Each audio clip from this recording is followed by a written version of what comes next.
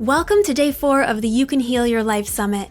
The first lesson today comes from world-acclaimed Anthony William, aka the Medical Medium. In this groundbreaking talk, Anthony reveals the truth behind mystery illnesses such as chronic fatigue, Lyme disease, fibromyalgia, and more, and he shares little-known secrets to help you finally heal. I'm Anthony William, the Medical Medium. Since the age of 4, Spirit spoke to me and has been telling me what's wrong with people's health ever since that age. I hear the Spirit as loud as you're hearing me now in real time.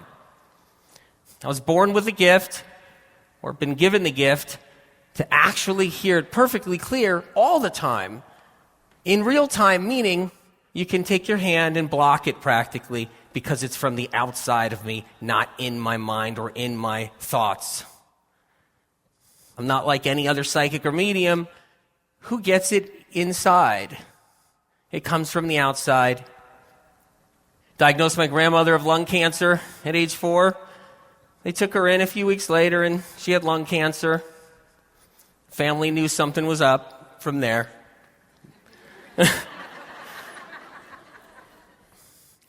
So, from that moment on, I've had to deal with it and live with it, just like we all have to deal with things and live with things. But as a young adult, I had to take on this responsibility. I'm glad I did, and I'm blessed, and I'm thankful.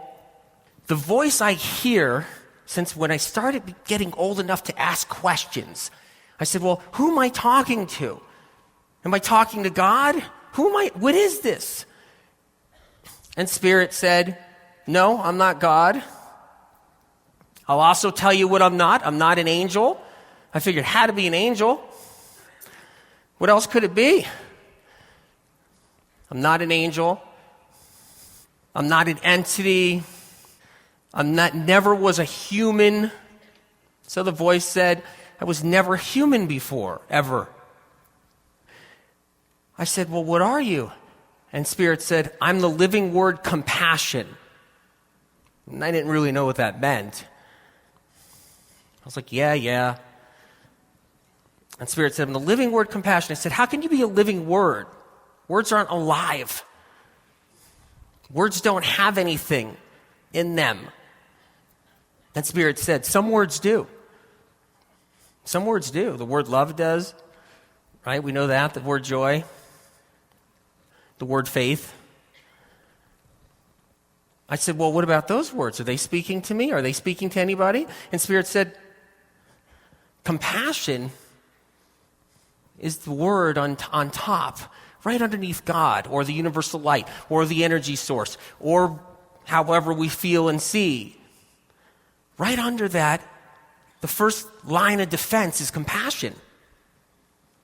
Because without compassion, there's no hope. Ever.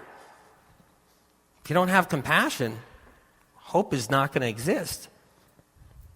So, with that, I've had to help people, tens of thousands of people, recover their health, bring them back to complete health, and restore their vitality. That's what I've done. Now, chronic illness is really just mystery illness. But somehow, some way, there's been a bait and switch.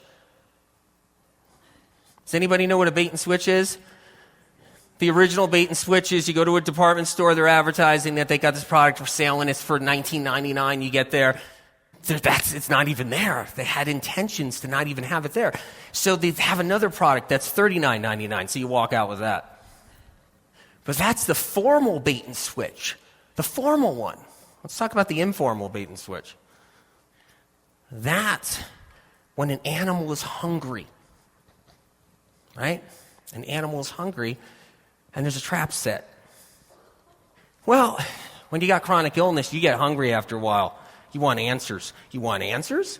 You want help? You go to doctor. I've had people come to me that's seen 50 doctors, and just when I thought that was a lot, I had people that come to me that saw 99 doctors. Just when I thought that was a lot, I had one person who saw 400 doctors. I couldn't even believe that. After doing this my whole life, I still couldn't believe 400 doctors. and $1 million later. But we get hungry and desperate. I would be in a second if I wasn't feeling good. So there's a trap set, and there's bait in the trap. And when someone's hungry, they go for the bait. That means, well, chronic fatigue syndrome used to be, originally, the first bait that was set out, used to be you're just crazy. So back in the 1950s with CFS, women were just called crazy. It's the first time people started getting sick, by the way. All the mystery illness and chronic illness started around 1945, 1950. It didn't happen before then. This is brand new in our history. Understand that. So back in 1950, women would go to the doctor and he said, well, you got to join the PTA. You're bored. You're nuts. You're crazy. That's what they were told. So they figured, well, you know what? I'm bored and I must not know it. And I'm depressed and I must not know it. That was the first line of defense. That was the first bait trap set. So it worked for a little while because people said it just must be all in my head. I can't be that tired. Look at everybody else. They're not tired. So that was the first line. Second line was more women started getting sick, and men too, but mostly women, and more tired. And what happened? Called it chronic fatigue syndrome, CFS. What does that mean? It means mystery illness. But it felt good for a while. Took the bait. See, the trap was reset, or the trap was moved. In that case, the trap was reset. Then, come on, something's wrong. More and more people are getting sick, and more and more and more. And as the years go by, it's getting worse and worse and worse and worse. So now they call it, if I could even remember, systemic exertion intolerance disease, right? These things start getting crazy. That's why these diagnoses. Kind of reminds me back in the war veteran days when you went through war, and when the men went through war, something wasn't right after they went through war. Wives were complaining, what's wrong? They said, well, they're just exhausted from the war. Then, the next war, it's shell shock. It's shell shock. What the hell is shell shock? Then it's PTSD. Well, this is what happened with CFS. So basically, we got chronic fatigue syndrome, but it's not that anymore. It's this new fancy name. But it makes you feel better for a moment. They're on to something. Somebody's on to something. The answers are coming finally.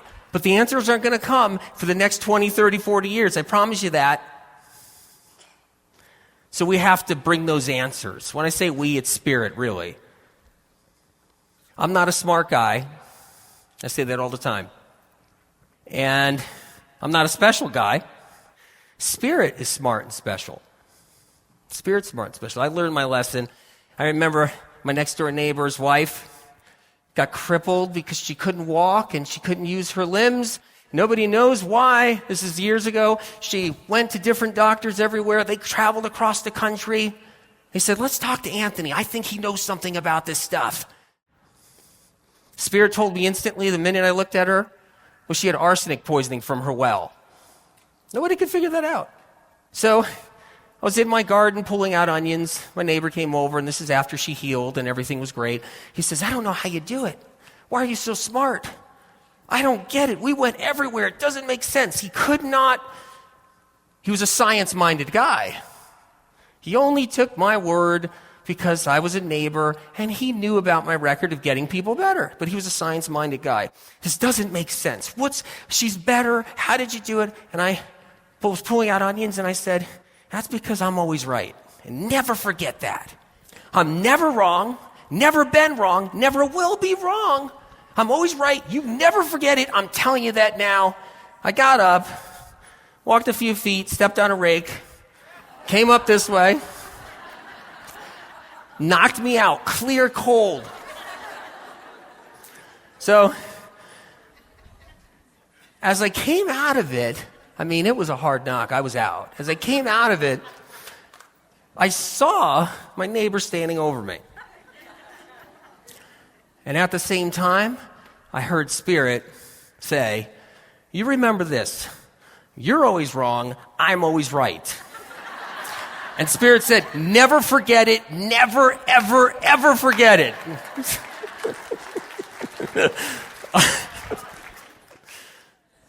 I'll never forget it. I'll never forget it. It's not possible. So, why is Spirit ahead of the time? Why is Spirit ahead of the time? Because time is, what is it? Everybody knows what time is. Spirit knows what's coming 10 years, 20 years, 30 years from now, 40 years, 50, whatever. And that's why we know what to do. So we've been fooled about tags on illnesses. So I say chronic fatigue syndrome, and it's a mystery. What about fibromyalgia? What's that? Mystery, right? How come no one's saying it's mystery disease? You know what they say about mystery disease?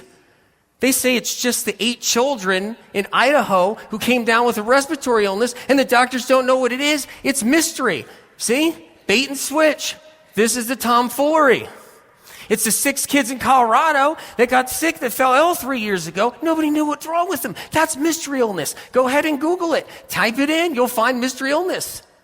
But wait a minute. Fibromyalgia is not a mystery illness. CFS is not a mystery illness. RA, rheumatoid arthritis, not a mystery illness. Lyme's not a mystery illness. That's an interesting one, Lyme's.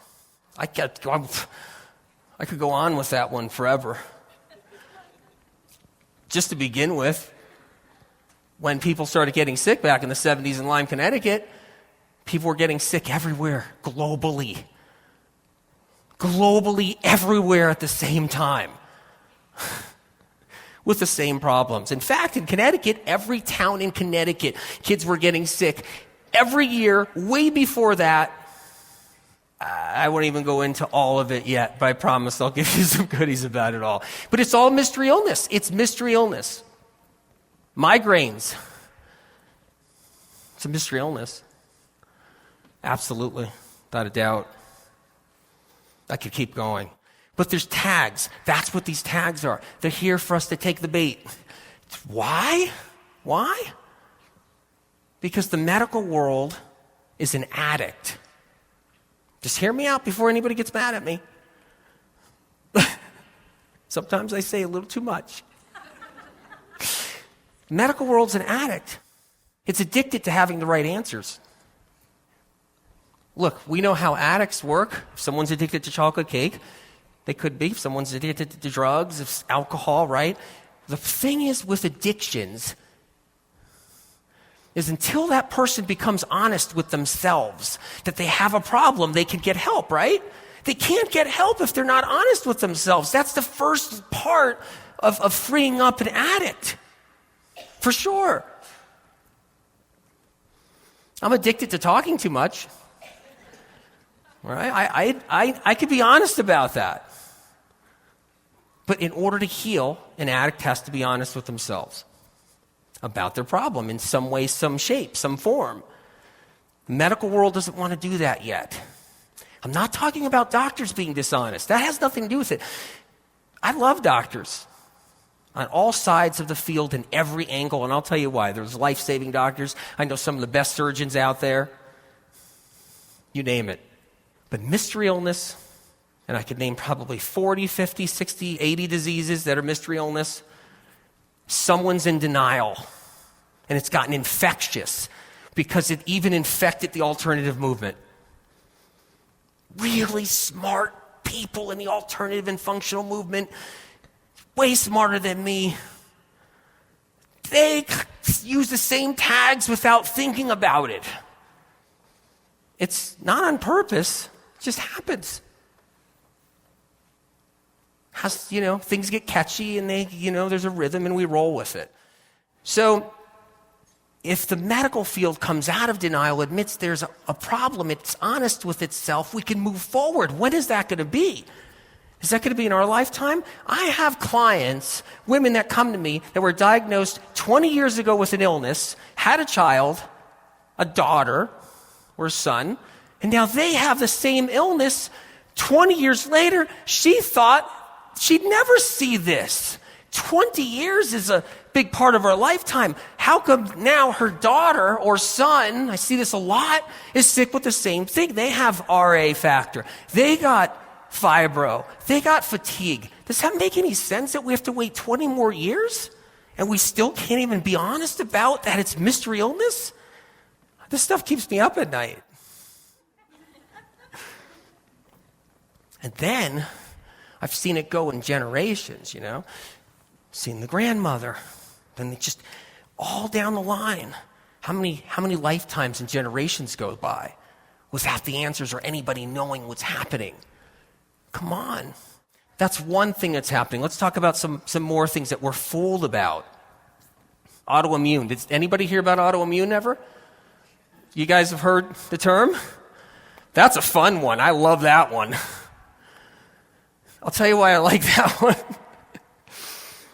If I went to a doctor after searching and was given a diagnosis, whether it's a functional doctor, whether it's a conventional doctor, whether it's whatever, a healer, I don't care, whatever it is, if I walked out finding out that I had autoimmune disease, what does that mean? Does that mean, did they tell you yet your body's attacking itself? Because that's what we've been told, that our body's attacking itself. Everybody knows in this conference, not just in this room, but every single room, the body doesn't attack itself. It's a good term, though, because if you don't have the answers, if the medical field is addicted to having answers, but they don't want to be honest that they don't have the answer, it's great to throw it on you. It's so awesome. It's a great out. Now that's smart. So what happens is we think our body's destroying ourselves. So if I walked out of the doctor's office and I said, oh my God, I'd be calling my friends like, my body's attacking itself. It's letting me down. It's betraying me. It's betrayal. So our physical body's betraying us. And like I said, it's infectious. It's both sides of the spectrum. It's unconventional alternative. The body never attacks itself. It loves you unconditionally. It loves you. It loves you. It wants you to heal. It's fighting for you. Something else is causing your symptoms, and just because someone else doesn't know or the medical model doesn't know, you take the blame. Your body takes the blame. It's a tough one to swallow. It is. Talk about one more. Inflammation. Who's heard of inflammation? Being inflamed? You've heard of that? I'm doing reads on everybody here. Spirit's telling me about everybody, so I know there's a lot of that. And after something else I didn't tell you about this gift is I partially go blind after a while because the white light from the reeds and Spirit talking. So if I fall off the stage on my face, just don't worry. That's why there's chairs here. Inflammation's a good one because it's another mystery. What is inflammation? What's causing it? What's happening? Look at lupus.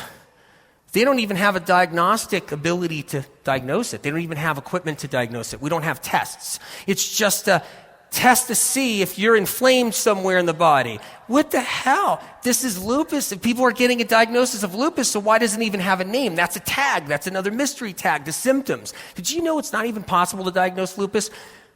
It's not even possible because the doctor doesn't have tests to diagnose lupus. Did you know he has to go by eye? And it all depends on how he woke up that morning.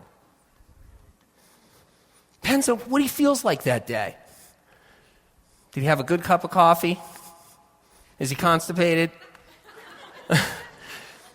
And anything can change that diagnosis because guess what? The tests don't work. They don't work, especially for lupus.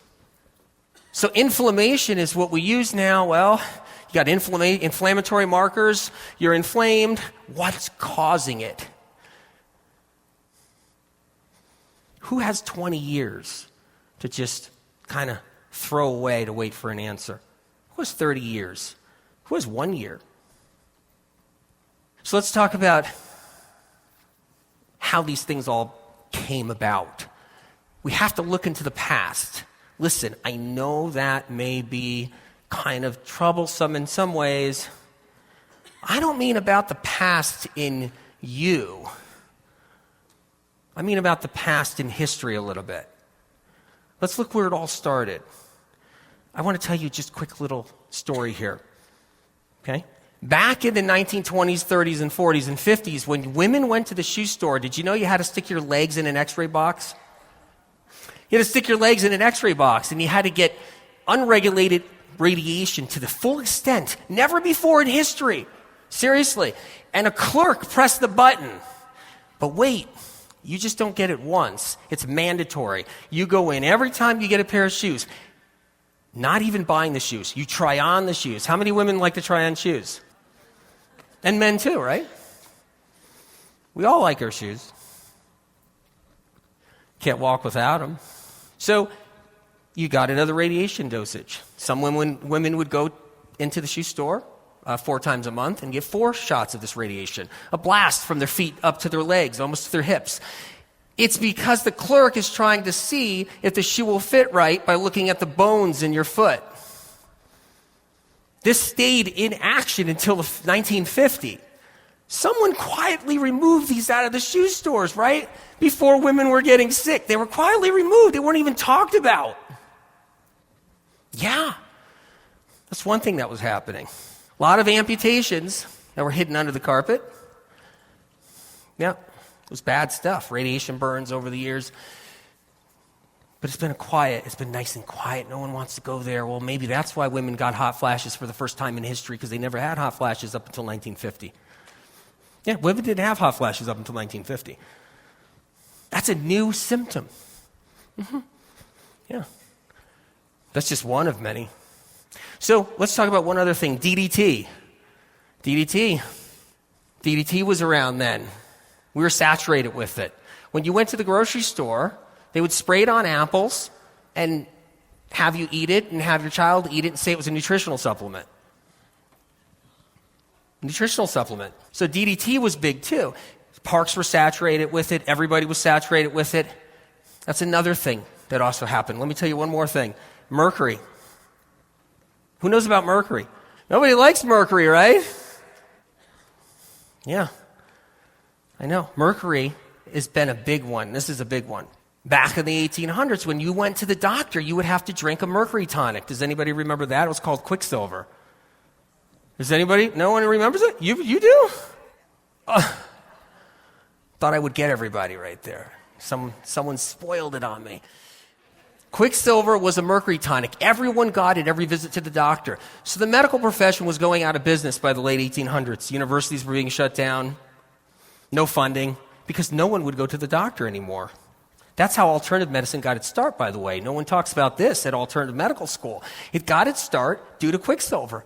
Because people who would go to the doctor came back home with madness. Because they ingested mercury. But here's why I'm talking about this. We still have the same mercury in us from there because it traveled to our forefathers and foremothers and our grandparents, because mercury stays in each body in each generation. No one wants to talk about the fact that we have mercury in us for generations. But get this. Listen to this. For 1,000 years, we have mercury in us that's 1,000 years old that was mined from a mercury mine 1,000 years ago by people who were forced to mine it that only had 6 months to live in the mine.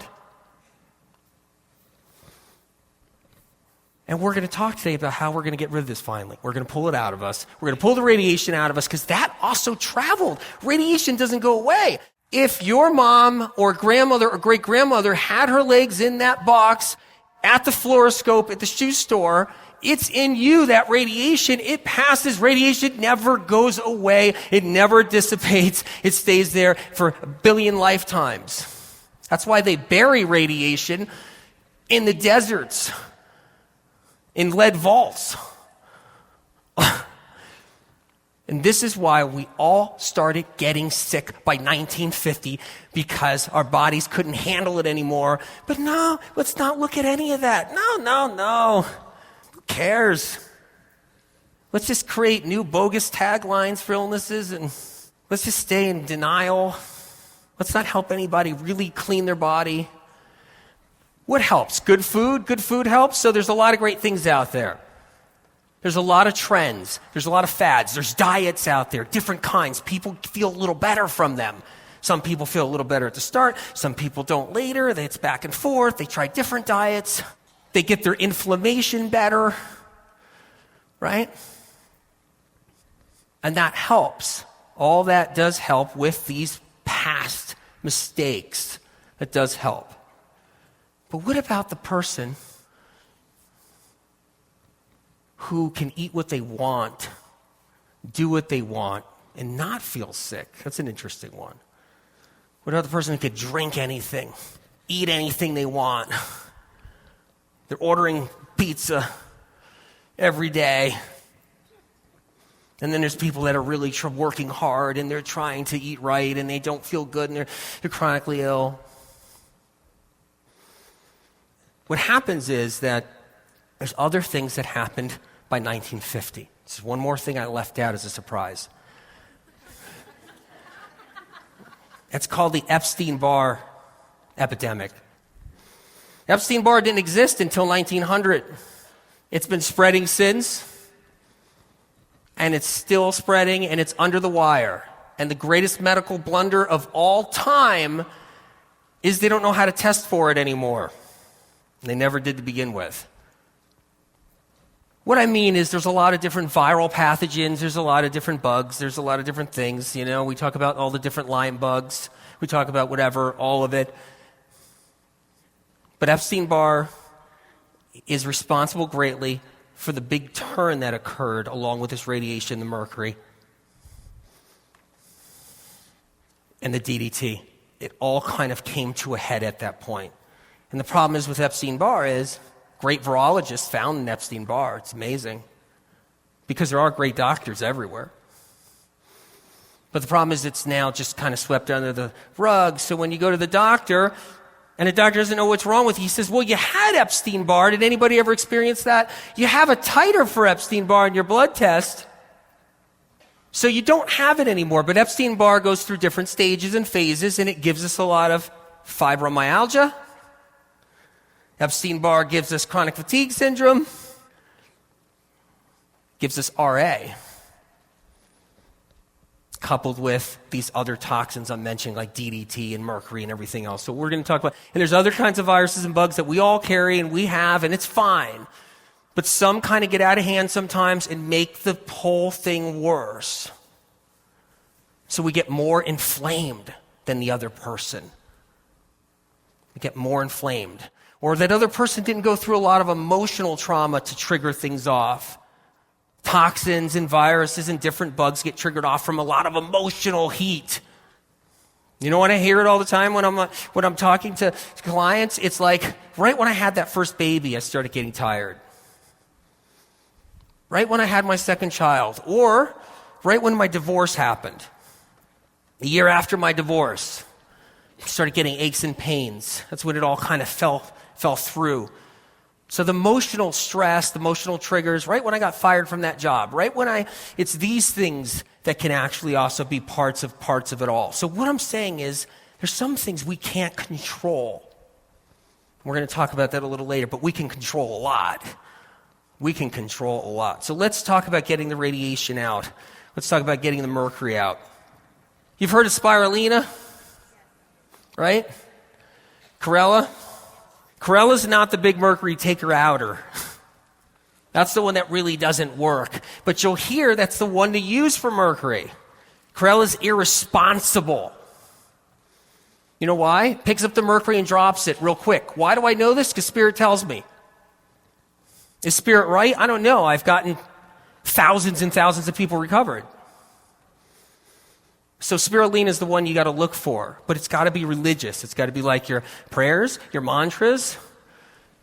It's got to be like your affirmations. It's got to be religious. You got to keep it up. You can't get rusty on it. So you do a little bit of spirulina every single day. You don't give up, and let it draw mercury out. Another most powerful food to draw mercury out and radiation is wild blueberries. I don't mean blueberries. Let's get this straight. A blueberry is a blueberry. No, it's not. Cultivated blueberries are wonderful, and they're good for us. They offer things. Wild blueberry. It's a different species altogether. It's the only food on the planet that can't be destroyed, just so you know. It's metaphysical. It's the only metaphysical food. It's the only spiritual food on the planet, just so you know. The only spiritual food. It's the Jesus Christ food. It's the God food. It's the Holy Source. It's the light. It's the universe. It's that food. It's it's Buddha food. It's whatever. It's the powerhouse of that spiritual power. Because you could burn it down to the ground, it'll grow back like it wasn't even hurt. Burn it down to the ground, it'll grow back. And isn't that what we need to do? Don't we get broken down? We get kicked down so low in our life? And we need to fight to get back? This is one food that actually helps do that. Draws out heavy metal like nothing else does. But nobody talks about it because nobody knows. It's a secret. It's a secret. Pulls out mercury better than anything. And if you have a little spirulina in your diet, you're now taking mercury that's 1,000 years old that was mined 1,000 years ago. You pull it out of your system and you'll notice a change because it's in our cells. B12. Let's talk about B12. Recommendation from Spirit, no B12 shots. Hold off the B12 shots. You throw B12 in through the outside of the body, your body might become sensitive and allergic to it. Might build up an antibody to actually start hating B12. That's the last thing you want. But you can correct it if it happened to you. Don't worry. But B12 is critical. Now, what kind of B12? Right now we're focused on, did you hear about methylcobalamin? B12? It's called methylcobalamin. So when you buy your B12, you look at the back of the bottle, you'll see methyl, M-E-T-H-Y-L, M-E-T-H-Y-L, cobalamin. C-O-B-A-L-A-M-I-N. But you need one more, adenosyl. So I'll spell this because this is critical to get everybody in a place they've never been before. It's adenosyl. It's A-D-E-N-O-S-Y-L.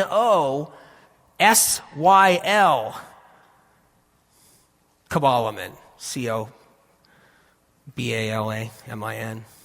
That's the B12 that changes the life of people. It's you mix these two. So you look out for your best one you can find and your life will change.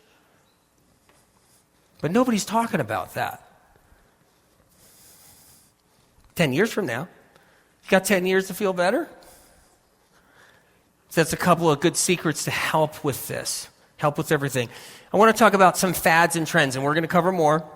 Fads and trends. Do you remember Chubby Checkers? Anybody remember The Twist? Right? It was a good song. Took the world by storm. Everybody was twisting in the diners, twisting everywhere, right? In the movie theaters, schools, school dances. It was just happening. Yep. It was a fad. It was a trend. Right?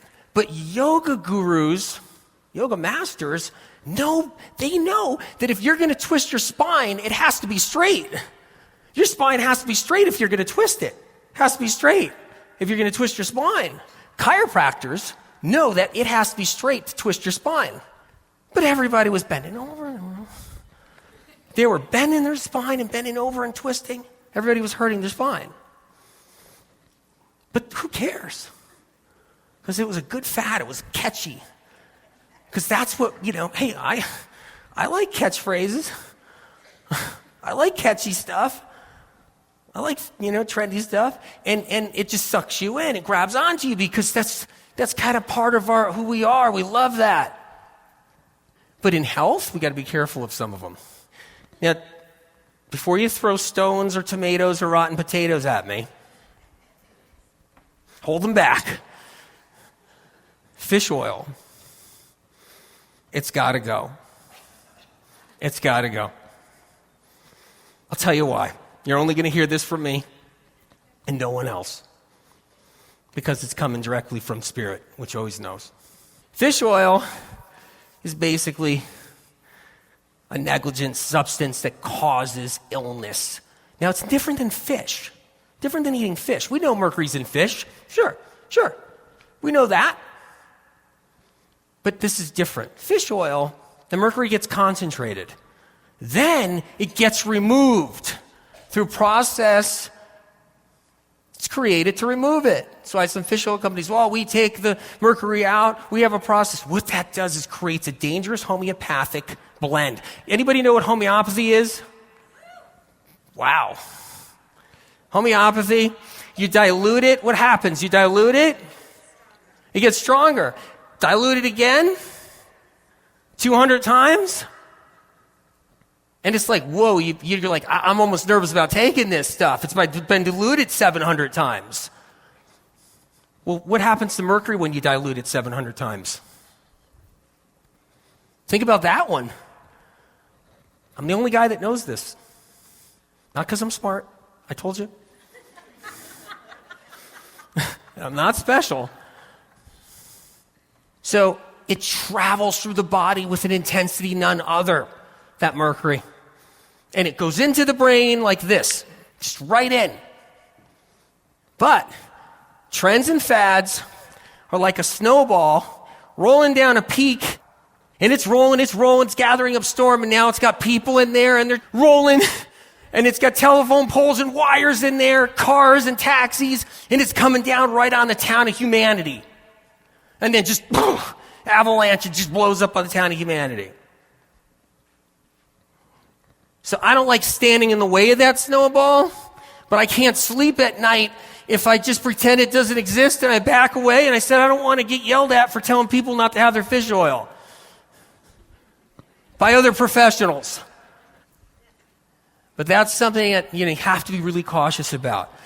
That methylated mercury, super duper duper duper duper strong because of that homeopathic way it happens and the blend it happens.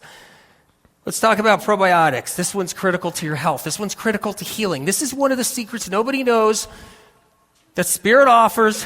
It changes the lives of thousands I have changed over the years. Spirit wants me to talk this one up right before I tell you. And this one is in the probiotic family. Who does probiotics? Right on. Probiotics are that's the thought. The thought's good. And we need probiotics, but we don't have the one yet in a bottle, and I'm going to tell you how to get it. There's one that really does get down to the gut. See, remember when I was talking about mystery illnesses and mystery everything? Well, you know what's a mystery? What happens to food when it enters our stomach? I'm sorry, but 500 years from now, no one's going to know what happens to food when it enters the stomach. I promise you. But we're going to pretend we know, the enzyme process breaks it down and, absorption happens and some of it's good, but we're never going to know. It's like what the sun offers us. We're never going to know. We call it vitamin D. We're never going to know what that sun offers us. 1,000 lifetimes will go by and we'll find out. So the deal is with probiotics. Okay, the probiotics on the shelves in the stores, we lose them in the gut. Our hydrochloric acid kills them. That's somewhat known out there because every probiotic company says, ours goes deeper in the gut, right? Ours goes down in there. We got the best one. We got strains of bacteria that stay. They camp out. No, they die in the gut. There's one. Well, okay, wait. And then there's soil-borne microorganisms. They die in the gut. Fermented foods. Bacteria in fermented foods, it doesn't mean I don't like fermented foods. Doesn't mean I'm telling you to stop eating them. No, they die in the gut. They die there. There's one thing that doesn't. It's a secret. It's called elevated microorganisms. Elevated. It's the first time I let this information out. Been holding this, So you got to keep something to yourself for a little while. I've helped people that have come to me, of course. Anybody that comes to me, I'll do anything for them. But I've never explained it in a lecture circuit or anything else, or in a webinar. Elevated probiotics, elevated microorganisms, is a living bug. It sits on your garden, on a leaf in your garden, and underneath the leaf in your garden. It's not in the soil, it's elevated. It's up. It's out of the dirt, it's out of the ground. You know why? You know why it's not in the soil? Because it's not a wimp. It doesn't have to hide in there. It can't be killed off easy. It can handle the weather. It can handle anything, the wind. It can handle the rain pounding on it, the sun hitting it. And that's what you need inside of you. These are bugs that are on the inside of a leaf of kale when you pluck it out of your garden. Well, I don't know, Mr. William, I don't have a garden. That's okay. It's okay. We'll find another way to get it in you. Even if it was once a year, you picked some berries that were wild, and you picked these berries on the side of a road somewhere that you saw. Or you went to an apple orchard, and it's on the skin of the apple, stays alive right there for a while on the skin of that apple. So don't do this. Don't do that. That microorganism is why we're even as far as we are in our health, but no one gives it credence, no one gives it acclaim, no one gives it credibility. It's why we're here breathing and eating, because one time in your life, it could have been 20 years ago, you had it, and it's still carrying you now. But it's ignored. Not just ignored, no one knows. So what you do is, you look for something that was in a garden. You don't wash it off. You could rinse it off with a gentle rain shower but don't wash it off. So you eat a little kale where you can. Go, join one of those, what is it, co-ops or not co-ops, but like organic farms you can join. You could kind of, in the summertime, even if it's once a year, you pick a few things, and if you eat it right there, right then, that bacteria is the only bacteria that goes down to the ileum. Ileum. Right next to the cecum. That's where the end of your small intestinal tract meets the large intestinal tract. There's a spot this big, and guess what? That's the only place your B12's produced. See, we have to put B12 in us because we don't produce it anymore, because no one gets enough of this elevated microorganism to get into that ileum to produce it, and that's another reason why we're falling apart. It's the only microorganism that gets down in there. Changes your life. Everybody had a little in there at one time, or still does, because they found it on an apple somewhere. They found it on a piece of kale, a raw piece of spinach in a garden, a berry they picked one summer, and it still stays in there to try to keep us going. And it's like, help! I need more. I need more of me here. So that's another secret to bringing back your health. Zinc. Look for a zinc sulfate, a liquid zinc sulfate with no preservatives. Just remember that. It's the only one that works. We became zinc deficient, all of us. The human race is zinc deficient. Do not get fooled when you hear this fad or trend. Well, if you take too much zinc, you're going to lose all your copper. Who heard that? When you use the right zinc, you don't lose any copper. You only lose the heavy metal copper that's not supposed to be in you. That's from copper pipes. So you have to find zinc sulfate in a liquid, no preservatives. That means all you see is zinc and water. That's the game changer. That's the life changer. And then guess what? You keep your Epstein-Barrs at bay. You clean them up. You keep your immune system strong. You don't get the shingles virus, you don't get streptococcal, you don't get all the different bugs, cytomegalovirus, you don't get all those. The zinc is critical. So let's talk about a couple more things. Goitrogenic. Have you heard about thyroid disease and goitrogenic foods? Don't eat too much broccoli, cauliflower, kale. It's a bad trend. It's misinformation. It has to be corrected as soon as possible, or we just don't get better.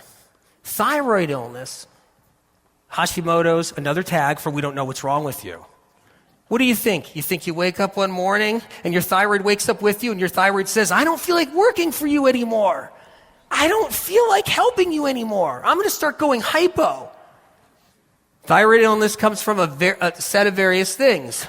Radiation, pathogens, and they cause your thyroid to go hypo. That zinc is critical for that. Another thing that's critical for it is foods they're taking away from people who are hypothyroid now, which is broccoli, cauliflower, kale. Can I think of any more? Collard greens. Yeah, kale is actually one of the secrets of bringing your thyroid out of hypo. But somebody found a goitrogen in there that suppresses the thyroid, they think. But you would need a 500 barrel of kale a day in order to get that. But you see, you know how we get things and we run with them? Practitioners too, they get things and they run with it. I got it, and they're running with it. They really don't even, what's in here? What is this? And then it runs through the internet, and then people are like, whoa, I got to stay away from those foods, those vegetables that can help me heal. I got to stay away from those now because it's going to hurt me. That's what happens. So that's a kind of trend I just want to talk about that we got to be careful about too. First of all, I want everybody to know that I love both conventional medicine and alternative medicine. Conventional medicine has life-saving techniques. It's fantastic surgeons. Your gallbladder explodes, you want a good surgeon. Appendix ruptures, you want a good surgeon. There's good doctors everywhere. But the reason why I sound like I do and I talk like they do is because I'm an independent. An independent means I'm working just for you in the health field, independent in the health field. I'm working just for you. So I don't care about the flack. What I care about is you get better, you recover. That's what I care about. And getting that information to you is critical. Having you be able to recover. So it's not that I'm against this or I'm against that. That's not at all. Everybody's trying to do what they got to do. People are into, when you go into the business of wanting to heal, whether you're a doctor, nurse, whether you're a, ER technician, whatever you are, it's there to help people and you got a good heart. I just have to lay down the information, lay down the lines. Something has to change. Something has to shift, or it's going to be another 10 years, and another 10 years, we're going to get the misdiagnoses. The other thing I learned is we can't control everything. We can't. As much as I ask Spirit all the time, can I control this? Can we stop this? No, we can't control everything, right? But there is something we can control. We can control a lot with our health. The information I'm giving you today is to do that. That's to get you fired up.